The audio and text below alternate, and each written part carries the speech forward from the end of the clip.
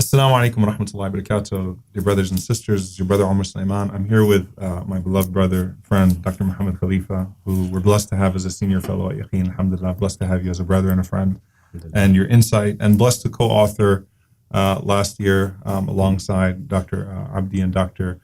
Wright, where we talked about ancestral knowledge, rooting cultural resistance in Islam, and what that looks like. And subhanAllah, I don't think we anticipated the conversations that would end up happening amongst American Muslims about what the role of culture, particularly when it includes an element of resistance, right? How we fit that all in while still staying true to our ideals of the Quran and the Sunnah. Is there a contradiction? How do we maintain orthodoxy? How do we not fall into some of the traps that people have warned about and things of that sort? So I think it was a great paper. Alhamdulillah, we had a lot of vibrant discussion in the process of writing that paper and filtering our own thoughts. And I think that's the blessing of having multiple people writing on the same subject. And I like the way it came out, alhamdulillah, at the end of it all. And I think I'd like to start there. Your biggest takeaways from this idea of ancestral knowledge and benefiting from what's around us and available to us while maintaining the Quran and the Sunnah as a filter. So what are your just main takeaways and reflections on that subject? Yeah. Well, one is that American Muslims have often, because of how Islam came into the community, been told, and perhaps some have made assumptions, that there's a contradiction between ancestral knowledge, ways of being, ways of approaching and understanding, and Islam. And so Islam has these broad objectives that of the Sharia. And then in many cases, it can affirm like what local people believe. But for us, like when my parents came through the Nation of Islam and then through Wa'ala Deen, and then as we started to learn more about the religion, many of the people who taught that religion could not disentangle themselves from their own ancestral knowledges, right? So they made assumptions about their ancestral knowledges being more Islamic, and others that seemed foreign to theirs being not as Islamic. So if you don't mind me just saying on that point, so what's being put out there, the idea is not that this ancestral knowledge is superior to others' ancestral knowledge. It's that everyone, consciously or subconsciously operates with a whole bundle of ideas and things, and it's important not to impose one over the other in that sense, and always have sort of the Quran and the Sunnah setting the stage, the broad stage, and then making sure that we operate within that. Is that would be precise, and as well. We have to uninvisibilize, because so the fact that some ancestral knowledge has been prioritized over other types of ancestral knowledge has become an invisibilized process, right? So it's not. So if you go to just a typical masjid, we're here in Minnesota, you would go to most mosques here and say, okay, talk about ancestral knowledges or epistemologies that belong more squarely, within one cultural background. They couldn't separate out how theirs, and because maybe they have positional power in a mosque or organization, how theirs has been sort of privileged above others and how others have been suppressed. They couldn't trace that out for you. So it does require some, even though we wrote this piece, I see it as an introductory piece, right? Absolutely. The actions that should follow should require leaders across the states, really, and everywhere, to say, okay, are we being, because we can't come on the scene and accuse white folks of doing this with white privilege and then step into a Muslim center, are we doing the exact same thing from our own in our own organizations? And then we step out with the Black Lives Matter shirts on and stuff like that, right? So we have to be consistent in how we call out privilege and how we try to lift up the voices that have been more sidelined. So when people hear that, a lot of times I think that sometimes it's really just comfort. Some people just feel more comfortable, if we now have the privilege, and there's another type of privilege, which is the economic privilege, that a lot of people can settle and build a suburban masjid. That's and, a bunch of families can build a neighborhood around that masjid, and it can be, everyone from not just this country or this broader background. Like, it's not just Indo-Pak, it's specifically Hyderabadi. It's not just Arabic. It's specifically a Syrian masjid, and I think a lot of people do it from a sense of comfort. And isn't that kind of the history of religion in America too? Right? Yeah, absolutely. When I was in New Orleans, next door we had a Chinese Presbyterian church, and people were just like, what's happening why in New Orleans, Chinese Presbyterian? It's just So is that really a problem? And I'm asking not. I mean, I'm asking so we can flesh that idea out. A lot of people would say, "What's the issue?" We'll be good with the inner city masjid. We will, we'll try to be respectful. We'll try to, show up at other masjids fundraisers. But is it okay that everyone kind of just goes and does their own thing? It is, as long as it's not an invisible process and an assumption that one is more Islamic than another. I think it's perfectly fine for people to develop spaces. But the problem is that when it's a shared space and when folks don't have other options of other places to worship or other organizations to go and hear like lectures, and then it's invisibilized that this, so I don't have a problem with any epistemological sort of makeup. I don't have a problem with any type of cultural background. The problem I have is that when you invisibilize some as having priorities, and then you make claims about Islam or about Islamic space that it should look more one way or another, that's the problem, I think. So if I'm understanding correctly, someone moves into a city and says, I've got 3 masjids to choose from. None of them really speak to my cultural makeup, especially if I'm a convert, white convert, black convert, Latino convert, which is, mashallah, we have a growing Hispanic population. And so if I understand what you're saying, even those spaces where people naturally kind of form around, things that offer comfort, or especially with immigrant populations, things that remind them of back home, right, and things of that sort, that there has to be a great attempt to not make other people feel less Muslim because they're less of that particular nationality when they walk into that masjid, less of that cultural background. I mean, I also would push back and say, not with you, but the idea, I don't think it's healthy for the long-term vision of Islam in America that we follow that trajectory of, when they say Sunday is the most segregated day in America. That's right. I don't think we should aspire to that. And I think that spaces where people are sort of forced to have multiple cultures in a masjid, it gets more tense. People have to argue a little bit more because this person comes from this country, that country. But I think what eventually is produced out of that masjid is going to be richer. It's going to be better for the community. And I think that is some of our history, is that when people came into contact with each other's shared spaces, though it's not pleasant sometimes because it's less comfortable, we're human beings. If we're not going to fight about or have our arguments about culture, we're going to find other things. There's ego, right? So people from the same country, same city will split off and make another masjid, right? That's right. Or make another institution. So that too is a part of the American story, though, which is you have Western leaning, white privileged leaning narrative spaces, and black folks show up and say, okay, hold on a second. We need a Black History Month, or we need a Black Student Union, or Muslims have showed up and said the same thing. I don't think it's any problem with the pushback. I was only speaking about that when you enter into a space to invisibilize one cultural background as the norm, as the Islamic norm, that's the problem. I agree with you, though, that if people are being marginalizing, that's un-Islamic. That is, if people are not recognizing the human. But I think that we would agree also that when an immigrant comes, many of them, not voluntary immigrants, have come, that they also need to be humanized. And I don't have any problem whatsoever with you saying, look, this is for older Desi individuals in our mosque. This is our night. But when you put the khatib, or when you put the activities, or when you put the causes for concern that you hear in the announcements, and they all resemble one cultural experience, that's when I think it becomes more problematic. Okay. So on that note, I mean, so there's the philosophical, then it gets to like the very practical, right? And like our lived experience as Muslims living together. I think the debate over how can Islam be a universal religion, but then is there room for particularism? And especially when you talk about the indigenous, and especially when you talk about the historical African-American experience. That's, I think that debate especially played out in the community of Imam Warathi Muhammad rahimahullah ta'ala with the Bilalian movement, and, what that meant, what were the implications of that. Now going forward, as I think right now you've got a class division, right, that's happening as you're seeing the landscape of Muslims in a lot of places in America. So Dallas, where I live in Dallas has the worst racialized poverty in America. It's a horrible situation of apartheid. In Dallas, people don't mix. Now, so someone might tell you Dallas is wonderful. They mean their Dallas. They're not talking about South Dallas. And they're not talking about any of the institutions in South Dallas or the realities of South Dallas. They're talking about their suburb, which is broadly associated with Dallas. But that's what they mean when they say Dallas is wonderful. And Dallas is not wonderful. I mean, South Dallas is a horrible situation. We've got the worst child homelessness in the country. 1 out of every 3 children in Dallas lives under the poverty line. 1 out of 3 children.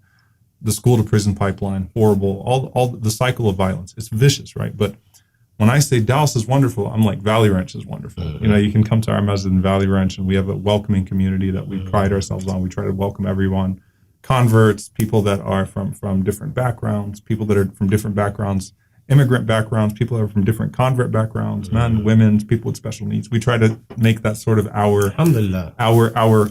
calling as a masjid, to be that masjid that welcomes people. But how do we? I mean, just the wealth gap is getting worse, and you know, so these masjids are going to reflect that reality. Islamic institutions are going to reflect that reality.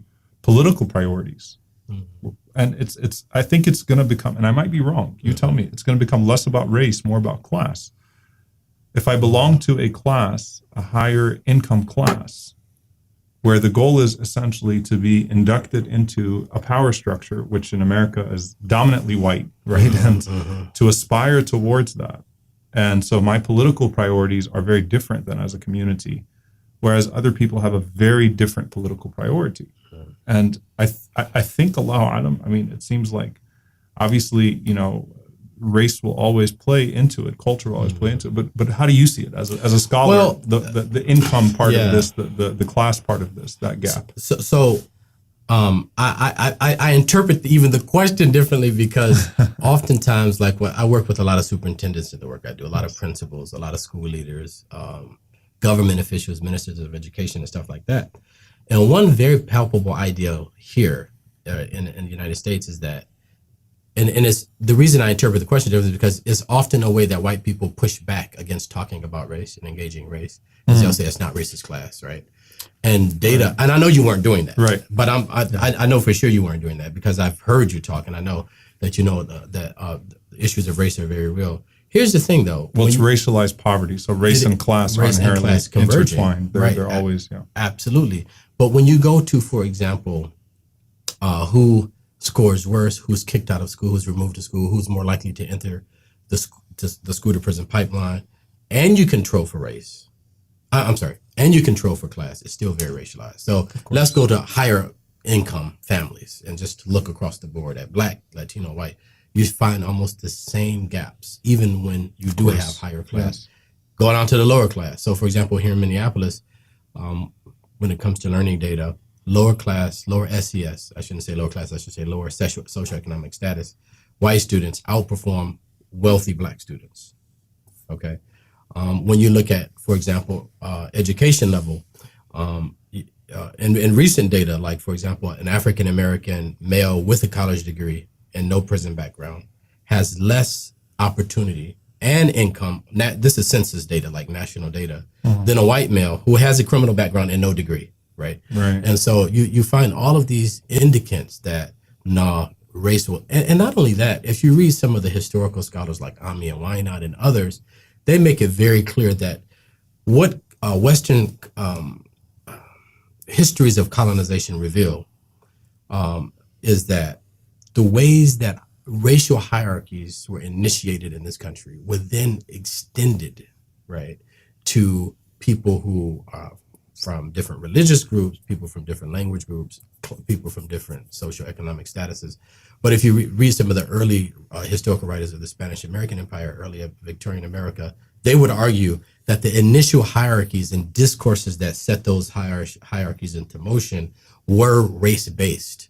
Lastly, every single indicant you come to, dropout, homicide, arrest, police murder, blah, blah. Discipline even within school, detention rates, suspensions, and just it's all disproportionate. It's all racially disproportionate. It's racially, right. So what does this mean for, and I think this is the specific of the question, is what does this mean for masjids, Islamic institutions going forward, where people are, trying to figure it all out? Like, you walk into a masjid now and, you get a feel for subhanAllah, there's something that's indicating something. Like, you get a feel. A masjid has a feel. Like, once you walk into a masjid, of course, it immediately gives you a feel. It gives you a sense of. We call it school climate. There you go. Right? So what's the masjid climate? Now, a lot of so there are people that are well intentioned. There are people that want to Say, okay, Absolutely. we recognize Alhamdulillah. that things have been wrong. They've been done wrong. We recognize that our masjid, bring it down to like a very practical level. Our masjid has not been helpful. Right. We need to educate ourselves more on race relations in the community. I tell people the story of police brutality all the time, that in my masjid in New Orleans, New Orleans, of course, pre-Katrina New Orleans, where I'm from New Orleans, pre-Katrina New Orleans is very different from post-Katrina New Orleans. The race dynamics entirely changed, class dynamics, right? The 7th Ward, 9th Ward, all of them got turned into high-end real estate, which drastically changed the demographics of New Orleans. But in my masjid, funny enough, there was an incident of police brutality, and I've talked about this, subhanAllah, and I don't want to go into details. It's a very difficult subject to talk about, honestly. But there was a sister who was African American, Dr. Jamila Arshad, Allah yarhamha, married to a Pakistani doctor, Dr. Kaleem Arshad. And she was murdered by the police on her way home. She was trying to help a kid that got hit by a car. He was riding his bike, got hit by a car, and she stopped to help the kid. And they made the assumption that she wasn't a doctor. They didn't believe her. She was trying to resuscitate the kid and, threw her into the back of a car. It was a horrible incident. Everyone in my community, subhanAllah, well, I don't want to say everyone. We still had some people that, if only she follows instructions, that garbage, right? But for the most part, everyone in our community, or the majority of our community, had a completely different understanding of police brutality now. It was different to them because it was now personal. It was no longer, something happened in the hood, and then, the imam told us about this and this and that. You're saying this new understanding came as a result of this that incident, right? Yeah. And it provoked the conversation. What do we do different? What do we do better? Right? Okay, we understand. Basically, and I want you to just think about it. When you have someone who came from overseas, who didn't get the police brutality thing, who kind of bought into the just do your job, respect the law, and everything will go right for you.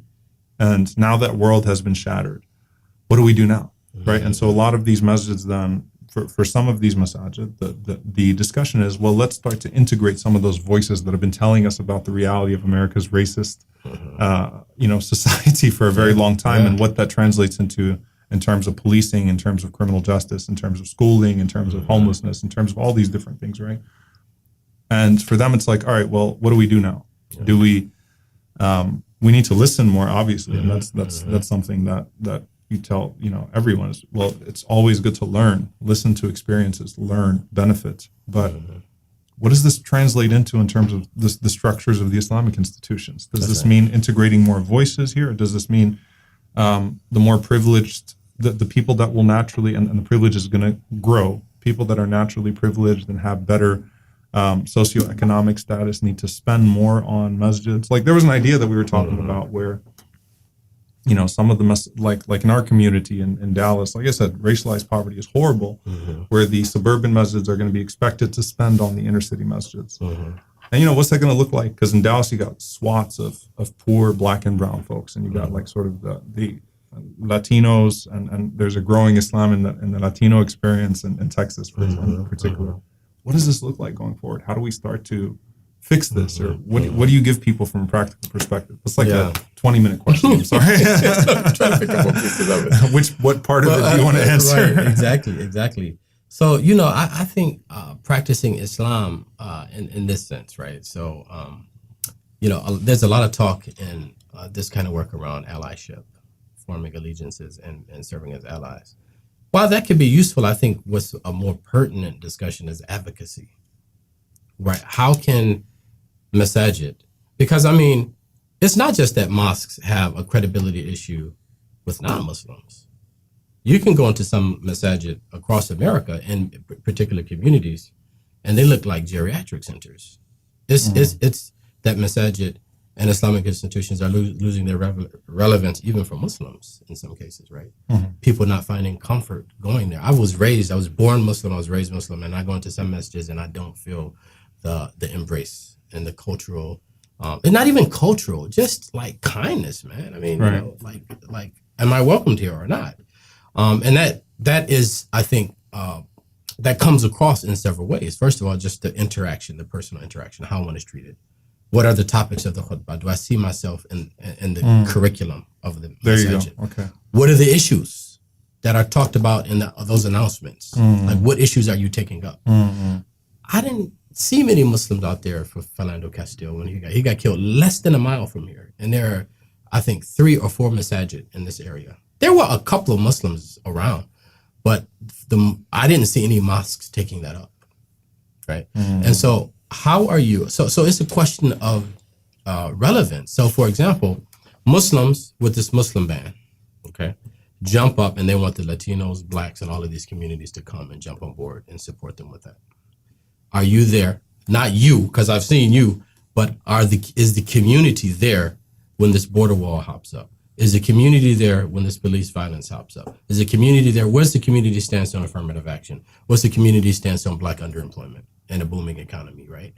And so I haven't seen any of the masajid take these issues up. So the masjid, the institutional agendas need to reflect these absolutely. issues. That's I think that's lost on a lot of people. Oh yes, that's absolutely. really lost on, like, they don't, it's like, okay, we'll send some people to the protest. It's right. I don't care if you come and exoticize my voice in the mosque. You put a table up, you put me, you put one brother who came out of the nation, and you put a moderator, and you come and you exoticize the voice, and then you say, check Black History Month. That's exoticization. Absolutely, yes. You know what I'm saying? When can my needs be met? Well, how can my needs be met in advocacy, not allyship, but advocacy with the Muslim community, right? Right. So, for example, ICE, as I told you, I work in schools, has come to literally the boundaries. And when parents say, okay, baby, have a nice day at school, and drop their kids off, ICE comes up and arrests the parents almost on school grounds. What have the Muslims said about that? I haven't heard anything. Sanctuary masjids. You have the sanctuary movement. You have 700 plus churches and synagogues. How many sanctuary mosques are there in the country? I was going to ask you that because I haven't heard of any. So. It is heartbreaking. Yeah. So you'll find, and a lot of it, by the way, and this is not an excuse, but it does intertwine once again with comfort. Like, wait a minute, this is too soon. We will. So it would be a lot easier to come to a masjid because Muslims are used to salah, right? Right. Charity. Right. We're going to prepare 200 meals and go serve the homeless. Right. We're going to Alhamdulillah. And it's khair. It's good. It's good because I think what I tell people is that we just did the Dallas homeless count where you go out in the inner city and we do the whole Dallas and find where the homeless populations are and take the time to speak to the homeless, understand how you got there, survey them, let them do a needs assessment, track them, come back to them, help all the other organizations that are combating homelessness, where to go and where in Dallas. And it's very telling. And for a lot of Muslims, every time I've taken a group of Muslims, they're just, because before that it was step over the homeless person, it was ignore this population. But subhanAllah, hey, they're not dangerous people. There are various racial backgrounds. So you find white homeless people, black homeless people, Latino homeless people, but it's like they're not scary. Right. It's like, before it was just a lot easier to just prepare the sandwiches and drop off the plate. Or to say, come to this pantry. That's right. Come to this pantry and just pick up your food in the centralized location. But to go to alleyways behind grocery stores and say, hi, how are you? My name is, and then have a script and then be warm and then be intentional about, hey, what's your situation? I've never been threatened by a person who was homeless. Obviously sometimes mental health issues, not like pulling a gun out on me. Like they're Most of the mental health issues are self-inflicted. I used to work in a homeless shelter when I was at Michigan undergrad, and I worked the night shift too. So, they had curfew things, they had non-intoxicant rules and stuff like that. And even in some of the most challenging and pressing circumstances for some of the homeless brothers and sisters, they were fully human, man, much more than sometimes even my colleagues in the university who would not be real with you, Absolutely. But you did touch on one other thing that I wanted to respond to, and why is this the case? I think that Muslims, I've heard speeches for the last 2 decades criticizing this almost like selfishness that these immigrant communities sometimes have. And I've heard other Muslim leaders criticize some of the historical African American communities as well. I think though that their issues are different. I think that more has to be written on this. I think it's a perfect topic for Yaqeen to take up, and that is that is the immigrant community's identities around entanglements with whiteness and Western hegemony. And so, like, what scholars who study identity and assimilation and all of these things argue, many of them, is that for almost all immigrant communities that have come to the United States of America, they had to almost like, in some instances, they had no choice. But in other instances, they had to select where in this racial hierarchy they would sort of like identify themselves. Right. They definitely didn't want to identify along with Black Africans or indigenous people. And they kind of, in the beginning, I'd say for a long time, thought that they might have access to whiteness. And some actually may have. I think now, though, it's a conversation that needs to be revisited by immigrants. I think that many of them know, third, fourth generations included, that they don't have access to whiteness. And what that means is that how do you align yourselves in this sort of new political milieu, this post September 11th milieu, and how do you align? Because the reason I'm saying this is because I think that part of the reasons that the immigrant community has been hesitant and, in fact, reticent to align and advocate for issues that didn't have anything to do with their own existences is because that they may have saw that as a blocker to their pathway into whiteness. But it should be clear now that they're not going to ever get into that. It should be. Even the Syrians, who are perhaps some of the whitest Muslims, know that when they tell somebody they're Syrian, that's going to bring a different lens. Actually, Smile was being visited by very prominent, mashallah, beautiful brother. I don't want to use his name just out of respect to him because it was an intimate conversation, but he's a white Muslim, he's a scholar, and he was saying how, subhanAllah, he wears his kufi and his jubba, and he said that, in the process, it's like, he knows, like, and he's as white as they come. He's like, I know when I walk through the airports, I'm not white anymore because of my dress. Yeah. Like, he's lost access just because of his dress. And he said, whereas, African Americans and other people would greet him with a different type, like, oh, okay. They also see him as not white, and he was talking about his entanglement in that too, right? It's like, it's an interesting, the cultural apostasy, right, of being a white Muslim and then especially wearing a kufi and like a, like he was talking about that entire experience as well. So it's what you're speaking about in terms of there is no pathway. It's becoming clear that the pathway as a community is not there. That in and of itself should not be the reason, okay, since we can't be white anymore, or since I was white and now I've been racialized in some way, now let me align with issues that impact minority. I mean, we should do that because of our faith, right? Okay. So this is actually one of the most, I think, important elements that I've seen missing in this discussion.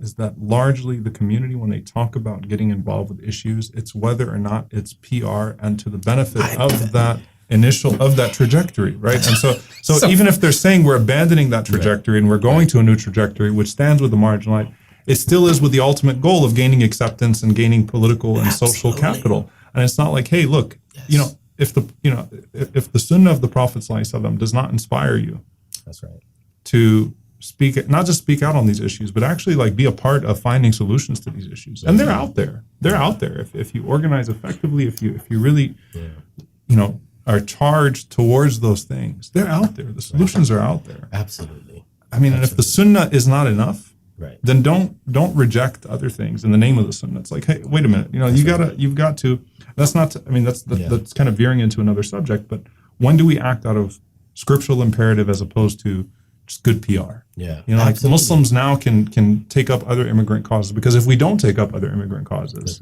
or the causes of ICE and the abolish ICE movement, which ICE was formed out of Islamophobia, out of the DHS, which was an agency formed in a climate of Islamophobia. And so largely Hispanic communities are suffering as a result of a climate of Islamophobia. But if people say that, well, it's good PR, or we should take up for them because they took up for us, and it's like, no, that's such a faulty foundation. Yeah, it is.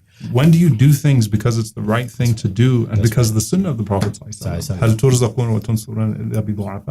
Are you not supported except by the way that you deal with these, that you deal with the most marginalized in society? So it's sad sometimes, but I don't want to be a pessimist, an ultimate pessimist. I do, inshallah, I see hope. I see people that are in the process of engaging these things,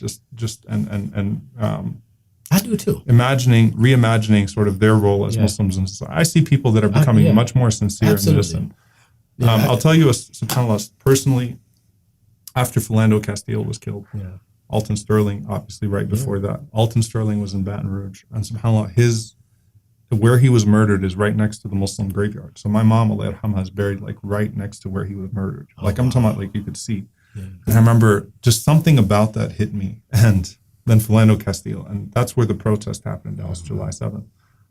There were a lot of Muslims that came out. Absolutely. Now, after the shooting happened, yes, and the shooting of the officers after the protest, and it was scary because everyone at the protest thought they were being shot at.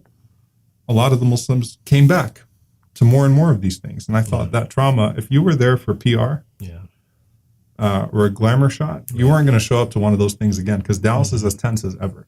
But they still showed up, alhamdulillah. So it's a small That's group. Wonderful. But I'm seeing people that are, and I want to, appreciate that, and also think about how we can offer them pathways. Those that do kind of see, you know what, Islam calls me to this. Yeah. And I want to find a way to start tackling these issues more productively. That's right. In solidarity, even African American Muslims, one of the things that was sort of rinsed out of us and that was almost like theologically discouraged, right? Like family reunions and other things like that, has been this whole notion of how do we engage institutions how do we engage the Urban League, the NAACP, some of the other people that have been on the front line of fighting for the last 100 years. I'm not saying that we have to do everything through these institutions, but that's exactly what advocacy means. That's what, beyond the allyship, like true engaged community, engaged partnerships actually mean. And I do think that there is a pathway. And you're right. I've seen many, many young people and older people, to be honest with you, as individuals. Right, I haven't seen a community shift yet. Perhaps down in Texas, there's some examples of that. It's slow. Yeah. Slowly but surely, inshallah. Slowly but surely. Yeah.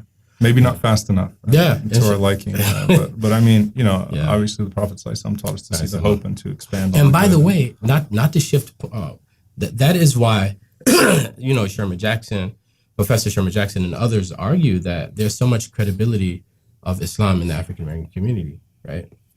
Why was it that in Philadelphia or Detroit, one can say, 30 or 40 years ago, look, I'm accepting Islam, and their family would be like, all right, go right ahead. That's not the case so much anymore, even in African American communities. It still is more than Latino white communities, perhaps, where, kind of like parents and family members completely are upset by that. But part of the credibility came because the nation, it wasn't just because of the nation. It was because of the reputation and the actions of the nation and the credibility they had in the community that allowed, I think, folks to accept and embrace them because, again, they had credibility. They were doing something. And I think that's what we need to get to, That sincere commitment to people's welfare and people's well-being. And obviously with that, inshallah, also would give us, because there's a lot of concerns about the entire space of activism. Yeah. What are you signing on to? Is it you scratch my back, I'll scratch yours? And so we're going to start violating the sunnah and going into causes that don't really belong to us or that we can't affirm or champion because of our orthodoxy. And I think that the more that you are present, the more weight your voice has to define an agenda. And if we have to carve out our own niche as American Muslims, championing very legitimate issues with prophetic paradigms, not for the sake of PR, but out of a genuine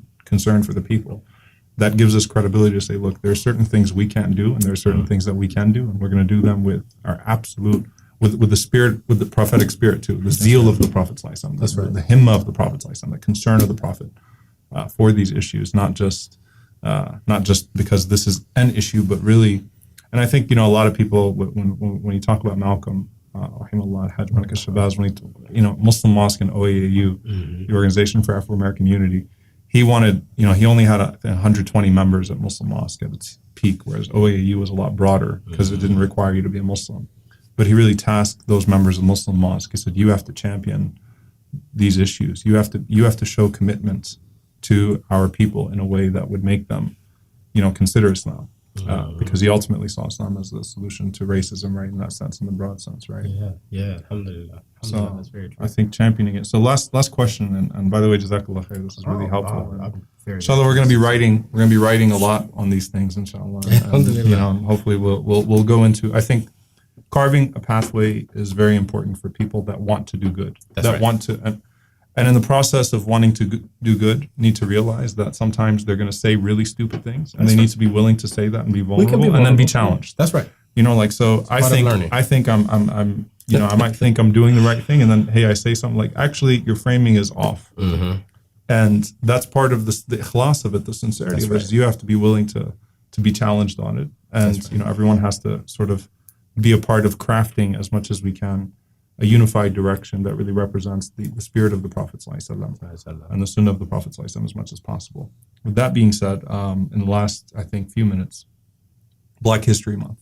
Yes. The framing of, or should we operate within Black History Month? So this is a debate we had at Yaqeen, right? Yes. So for the sake of the audience too, right? Yeah. Are we going to do Black History Month? Is it a Black Heritage collection? Is it a heritage collection? And Black Heritage is one track, and then we do a Latino heritage and talk about what do you think about, I think, the general idea of Black History Month? Should we, from a scholar, you're a scholar, right? As a scholar, do you operate within, or do we make use of it, or do we, you know, how do we as Muslims deal with it? How does society deal with it, and how do we as Muslims deal with it? And what does that mean for Muslim organizations? Because you mentioned exoticizing. And we don't want to do that, right? And we don't want to invite Black History Month, Cinco de Mayo. Easy. Right? Eat Taco Bell, right? Right. That, you know, Trump tweeted he was at Taco Bell and Cinco de Mayo says Happy Cinco de Mayo while he was eating a burrito, a gordita, right?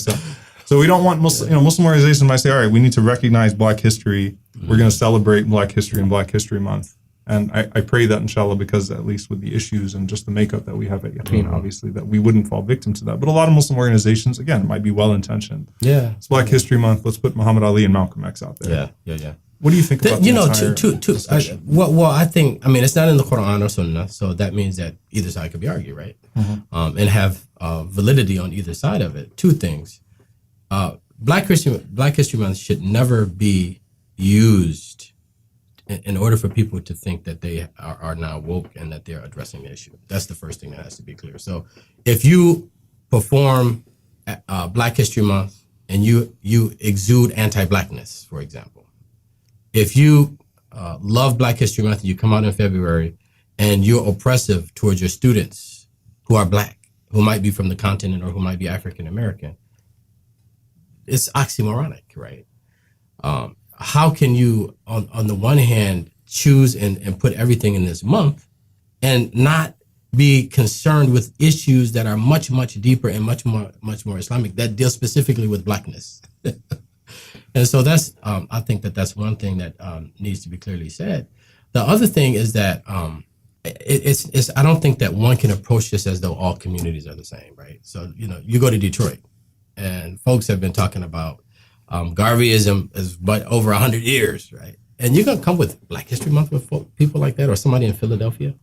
And then you go to like North Dakota, where they don't even have like one representative of the NAACP, and they have zero Black history teaching. Well, in that case, perhaps Black History Month might be useful. So I think that it's as much a contextual question as well as it is a question of legitimacy. I think that it could be argued that it's useful. And how do you celebrate without appropriating?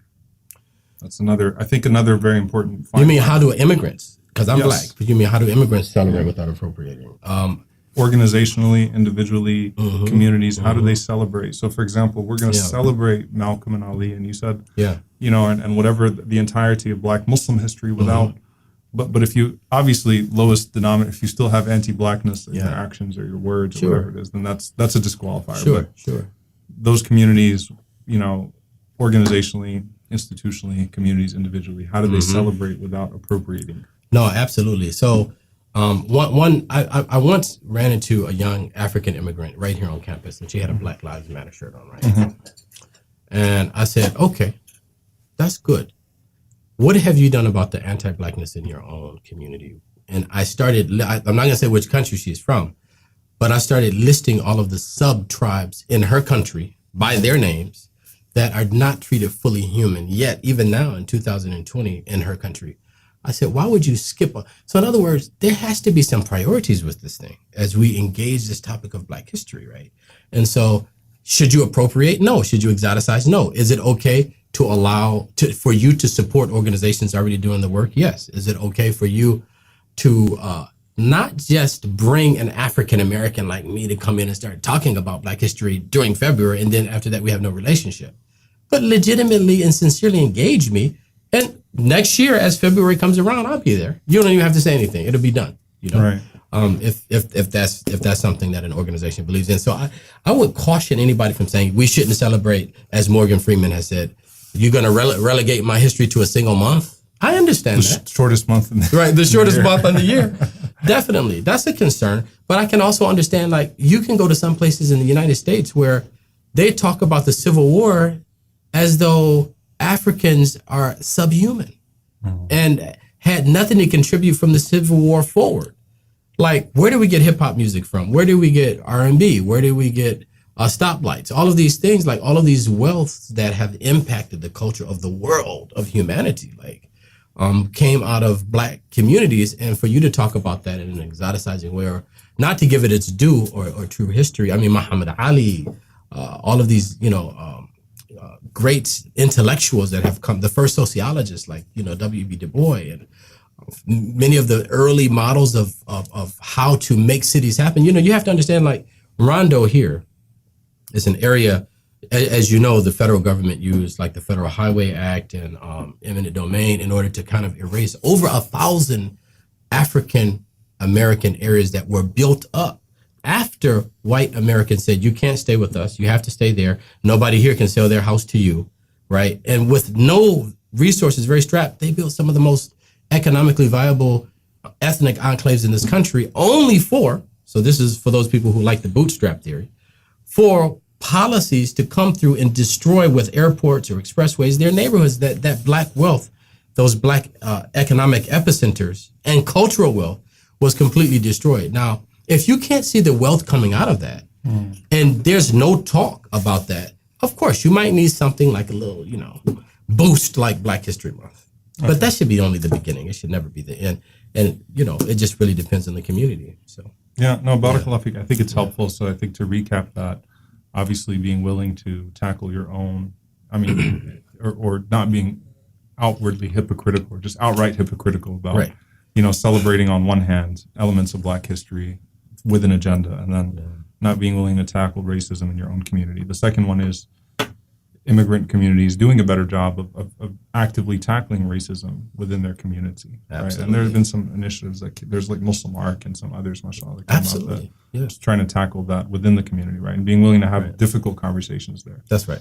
Giving voice to African Americans within the community throughout the year, not just in February. Can you come speak at our conference? Right. Can you come speak at our masjid? And not only voice, but using the epistemologies found in these communities to frame policy, to guide actions, to guide discourse within mosques. It has to go beyond, I eat rice, you eat bread, you wear that, I wear this. It has to go much, much, much deeper, And, defining the community's agenda. That's so right. not just defining the community agenda from one vantage point, which tends to be, from a particular culture, from a particular socioeconomic class or whatever it is, but broadening the community agenda. Absolutely.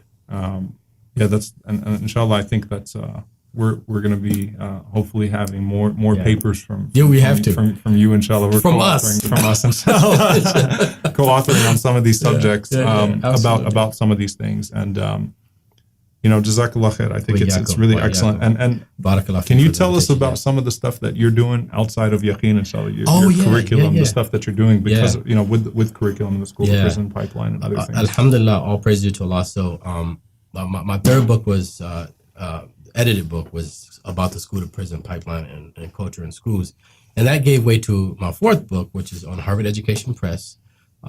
It's called Culturally Responsive School Leadership. Alhamdulillah, to date, almost 10,000 copies sold, even in a year and a half, which is phenomenal for an academic book. One of the reasons that it caught on like that, though, is because I didn't write for other scholars. I wrote in a scholarly tone, but it was directed toward practitioners who would read the work.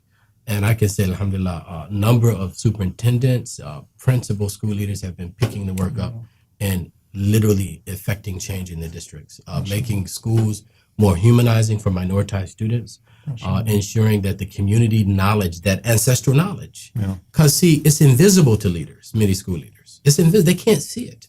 They think it's bad behavior. They think that it's disruption. They think it's some obscure cultural practice. And many school leaders are now able to recognize that as wealth as ancestral knowledge is something they can use in their building. So the same arguments that I'm making about mosques, we're doing that in a 2.5-day academy. We're happy to come almost to any of the 50 states to bring the academy. We also do equity audits. So equity audits are a way that allows school leaders to not just understand why they have disproportionalities, like why some students are suspended more or do better in school, but it allows them to pinpoint exactly why they have disproportionalities and how they prioritize equity work. So those are a couple of the projects that we're doing. Yeah. Well, I mean, your mashallah, your work is, I think, a benefit to everybody, and we can all benefit within the Muslim community and outside of it. So where can people find some of this work? Harvard Education Press under the name Muhammad Khalifa, or Amazon. The website is Culturally Responsive School Leader, CRSLI.org, which stands for Culturally Responsive School Leadership Institute. CRSLI. Yes, CRSLI.org. They can find out about that. And you have alhamdulillah, you've got a rich history. So this was just for the sake of the benefit of the audience. We didn't plan what questions. We just wanted to have a very free-flowing conversation. So with that being said, we want to start a conversation, inshallah ta'ala. Sure. So invite criticism, further thought. How do we develop these thoughts further, inshallah, that we can take into consideration for some of the papers that we're hosting at Yaqeen more broadly, and then more specifically that we're co-authoring, and even more specifically that you're writing, inshallah. Also, I think we don't have a podcast yet. When we have a podcast, I want to dig deep into your personal history, because it's really fascinating. Let's do it. The places you've lived, the places you've taught, and some of those experiences, inshallah. Yeah, let's do it. So, jazakallah khair. Appreciate you. Thank you. Appreciate the opportunity. Assalamu alaikum wa rahmatullahi wa barakatuh.